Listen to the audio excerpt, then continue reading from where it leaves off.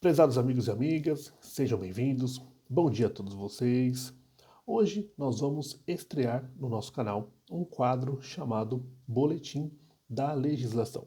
Nesse quadro, nós vamos trazer às 7 da manhã, todos os dias, informações sobre discussões na Câmara dos Deputados e projetos de lei que estão em andamento. Assim, você vai ficar sabendo de todas as novidades que acontecem na Câmara dos Deputados, entre outros.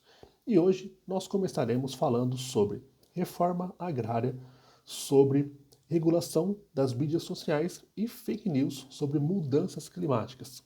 E no nosso primeiro tema, que fala sobre a questão da reforma agrária, temos aqui a notícia que, mesmo com orçamento apertado, INCRA retoma reforma agrária, diz presidente do órgão. O presidente do Instituto Nacional de Colonização e Reforma Agrária, o INCRA, César Fernando, participou de audiência pública da Comissão de Integração Nacional e Desenvolvimento Regional da Câmara nesta quarta-feira, dia 12 de junho. Ele relatou aos deputados que, apesar do orçamento de apenas 292 milhões de reais no ano passado, o órgão regularizou a situação de quase 25 mil famílias do programa de reforma agrária. Desde o início do atual governo, ele afirmou que mais de 50 mil famílias já receberam titularidade de terras. E ele continua: somente no ano passado, o Instituto ainda reconheceu 21 assentamentos novos. Conforme César Fernando, nos últimos governos, o órgão ficou praticamente paralisado e os assentamentos não estavam sendo criados. Compete ao INCRA também fazer o processo de reconhecimento e demarcação dos territórios quilombolas. Em 2023, 21 territórios foram titulados. César Fernando ressaltou que a inclusão de mais famílias do programa de reforma agrária aumenta também os desafios do INCRA, responsável pela gestão dos acampamentos. Aí, abre aspas, ele diz: isso nos traz um conjunto de desafios, como promover nos assentamentos a infraestrutura básica de estrada, energia elétrica e habitação, fecha aspas. Segundo César Fernando, o Brasil conta com 9,3 mil projetos de assentamentos, que cobrem 88 milhões de hectares de terra e abrigam 913 mil famílias. Para esse ano, o orçamento do INCRA é de 600 milhões para o ano de 2024. Aí tem aqui crédito. O autor do requerimento para a realização do debate, o deputado José Rocha, do União Brasil da Bahia, destacou que o reconhecimento dos assentamentos pelo INCRA é indispensável para que se tenha acesso ao crédito rural. O deputado propôs a criação de uma bancada do INCRA, abre aspas, um grupo de deputados para defender o órgão e lutar para melhorar sua situação orçamentária. Na opinião de José Rocha, somente uma política pública de ocupação de terras improdutivas poderá acabar com as invasões de propriedades e com os conflitos no campo. Abre aspas. Se o governo cadastrar toda a área rural da União e fizer programas de distribuição dessas áreas, certamente que nós não vamos ter esses conflitos. Fecha aspas. O deputado também se comprometeu a trabalhar pelo reforço orçamentário do INCRA para garantir infraestrutura aos assentamentos. Abre aspas novamente. Precisam ter energia, água potável, estradas, habitação, assistência técnica e a titulação. Se não tiver o título dominial, melhor dizendo, da terra, não vai ter acesso ao crédito. Fecha aspas. Aí continua.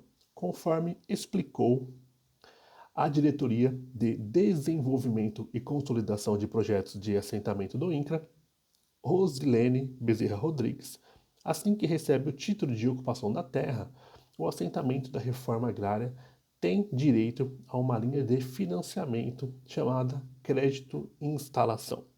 O benefício é oferecido em diferentes modalidades. Para a construção de uma casa, ao crédito à habitação, no valor de R$ 75 mil. Assentamentos nas regiões secas do Nordeste dão direito também ao crédito semiárido de R$ 16 mil. Na Amazônia, há um financiamento de mesmo valor, chamado crédito ambiental. Mulheres assentadas podem receber ainda R$ 8 mil, mesmo valor ofertado aos jovens com o objetivo de estimular sua permanência no meio rural. Rosilene Bezerra Rodrigues explicou que esses empréstimos não são a fundo perdido. Assim que começam a produzir, os assentamentos pagam os financiamentos, que contam com condições especiais, o que, na opinião da gestora, é importante para fixar essa população no campo. E vamos à nossa segunda notícia de hoje, que é a Comissão de Comunicação da Câmara vai apresentar sugestões para a regulação das mídias sociais. Temos aqui a Comissão de Comunicação da Câmara dos Deputados vai apresentar sugestões para o marco regulatório das mídias sociais, conforme informou o presidente do colegiado deputado Silas Câmara, republicanos do Amazonas. A declaração foi dada durante o seminário Novos Desafios Regulatórios do Ecossistema Digital, que começou nesta quarta-feira, dia 12, e continuará na semana que vem. A ideia da comissão, segundo ele, é, abre aspas, trabalhar paralelamente a outras iniciativas do Congresso Nacional na área. O presidente da Câmara dos Deputados, Arthur Lira, do PP do Alagoas, criou recentemente o grupo de trabalho que vai analisar o projeto de lei 2630 de 2020, que pretende regulamentar as redes sociais e combater as chamadas fake news. Silas Câmara diz que é favorável à regulação e que os conceitos de liberdade de expressão e de liberdade religiosa vêm sendo usados de forma deturpada pelos opositores da regulação. Abre aspas. Pretendemos produzir uma regulação que seja justa, eficiente, respeite as liberdades, mas também que construa um relacionamento em que tudo aquilo que é tradicional, tudo aquilo que existe em comunicação não seja atropelado, fecha aspas, avaliou. O deputado ressaltou que as plataformas digitais utilizam, na maioria das vezes, produções de mídia tradicional sem qualquer tipo de remuneração e que é esse um dos pontos que devem ser regulamentados.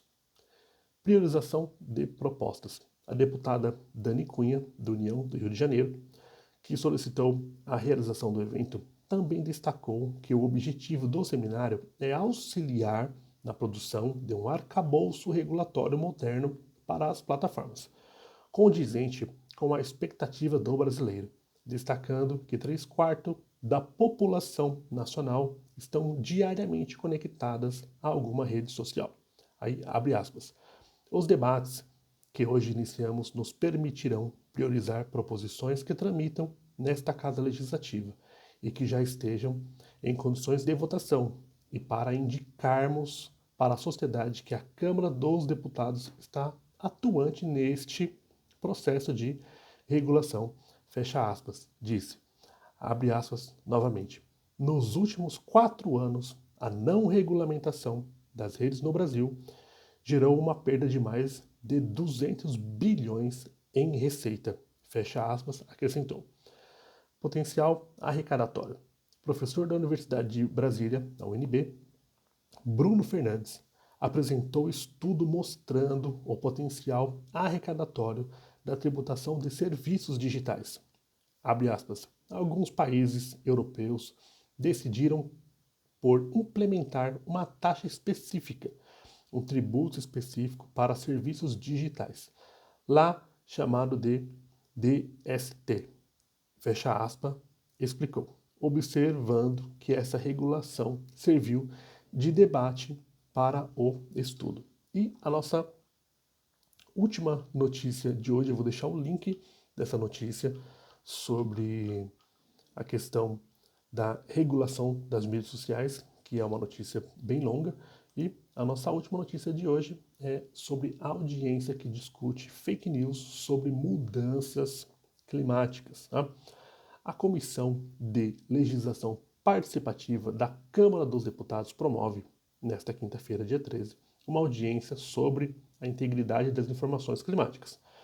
Abre aspas. No campo climático, não faltam informações sem qualidade, fecha aspas, afirma o deputado Chico Alencar, do PSOL do Rio de Janeiro, que pediu o debate. A audiência será interativa, né?